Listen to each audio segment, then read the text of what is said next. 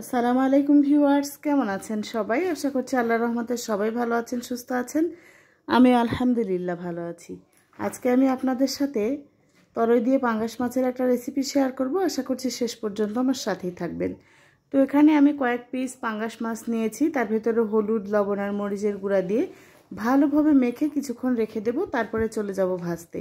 আর পাঙ্গাস মাছটা একটু কড়া করে ভেজে নিয়ে এই তরকারিটা রান্না করলে খেতে কিন্তু অনেক ভালো লাগে। তো তরইয়ের তরকারি বলছি আমি, তরইকে অনেকে ঝিঙেও বলে, আবার গ্রামের মানুষেরা কিন্তু তরইও বলে। তো এই তরকারিটা কিন্তু অনেক ভালো লাগে খেতে, আর নরম নরম ঠান্ডা ঠান্ডা। যেহেতু প্রচণ্ড গরম পড়েছে, এই ধরনের তরকারি খেলে কিন্তু অনেক শরীরের জন্যও ভালো। আর এই তরকারিটা আমাদের পরিবারের সবারই অনেক পছন্দ, আমার বাচ্চারাও বেশ পছন্দ করে। তো প্রথমে ছিলে নিয়েছি, তারপরে এভাবে টুকরো টুকরো করে কেটে নিচ্ছি।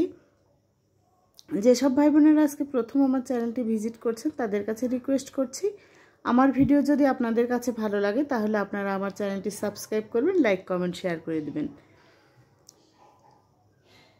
তো কথা বলতে বলতে সব কিছু রেডি করে নিয়েছি। চুলাতে একটা কড়াই বসিয়ে তার ভিতরে 2টা পেঁয়াজ দিয়েছি। পেঁয়াজটা ভালোভাবে ভেজে নিয়ে তারপরে সামান্য একটু পানি দিয়ে তার উপরে সমস্ত মশলা দিয়ে দিলাম। হলুদ গুঁড়া, মরিচের গুঁড়া, লবণ, আর দিয়ে দিলাম ধনিয়ার গুঁড়া, মেথির গুঁড়া।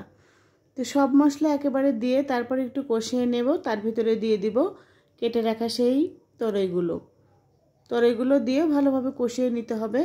তো তরই থেকে কিন্তু পানি বের হয়ে আসবে কিছুক্ষণের ভেতর, যদি ঢাকনা দিয়ে ঢেকে দিয়ে কষানো হয় তাহলে। তো তরইয়ের তরকারি খেতে কিন্তু অনেক ভালো লাগে। আর এভাবে পাঙ্গাস মাছ যেহেতু আমাদের অনেক পছন্দের মাছ, তো পাঙ্গাস মাছ দিয়ে তরইয়ের তরকারি আমরা খুবই পছন্দ করি খেতে। আপনারাও কি তরইয়ের তরকারি পাঙ্গাস মাছ দিয়ে খেতে পছন্দ করেন? যারা তরইয়ের তরকারি খান তারা অবশ্যই কমেন্ট করে জানাবেন কাদের কাদের ভালো লাগে এই তরইয়ের তরকারি। তো আমরা ভাজিও খাই, ভর্তাও খাই, আবার রান্না করে খাই এই তরইয়ের তরকারি। তো কিছুক্ষণ কষিয়ে নিয়ে আমি ঝোলের পানি দিয়ে দিয়েছি। এখন ভেজে রাখা মাছগুলো ওপর দিয়ে দিচ্ছি। ভেজে রাখা মাছগুলো ওপর দিয়ে কিছুক্ষণ রান্না করে নিলে একেবারে রেডি হয়ে যাবে আমার তরইয়ের তরকারি। তো আলহামদুলিল্লাহ, অনেকেই তরইয়ের তরকারি খেতে পছন্দ করে না, মিষ্টি মিষ্টি লাগে বলে। তো আমাদের কাছে কিন্তু বেশ ভালোই লাগে। তো তরইয়ের তরকারি কিছুক্ষণের মধ্যেই আমার রেডি হয়ে যাবে। আলহামদুলিল্লাহ, অনেক টেস্টি ছিল এই তরইয়ের তরকারি। সাথে হঠাৎ করে একটা মেহমান এসেছিল, মেহমানও এই তরইয়ের তরকারি খেয়েছে, আর আমার বাচ্চারাও অনেক পছন্দ করে খেয়েছে। আপনারাও চাইলে এরকম করে তরইয়ের তরকারি রান্না করে নিতে পারেন।